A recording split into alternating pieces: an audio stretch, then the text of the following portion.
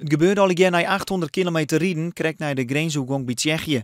De achterkant van de bus vleeg in de bron. Zo vertelde een van de leerlingen van de morgen in een radioprogramma op 3FM.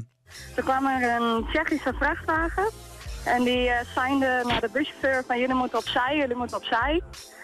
Nou ja, dus dat gebeurde in het begin. Wij als schoolleraar hadden in het begin helemaal niet door wat er aan de hand was. Ja. Wij dachten, we hebben een pauze. En we staan buiten en vervolgens begint de hele achterkant te roken. Ja. Dus we hadden echt zoiets van oei.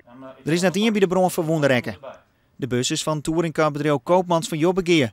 Het is voor haar een rietsel wat er de bron ontstaan koe. Morgen wordt daaronder ziek nadien. Het moet iets in de term van kwartsluiting of van het kan ons gewoon niks wijzen. Het is in de buurt van het motorcompartiment, dus waar de motor zit achter in de bus. En dat is bijna bij alle bussen zo. En daar is het ontstaan, maar ja, ik hoop dat er weer wat uitkomt, dan kan je dat ik mededelen. De squalbaan in Tsjechië bleun en er is vervangend vervier regelen. Het is nog net duidelijk hoe groot de skeerkrek is voor het busbedrijf uit Jobbegeer.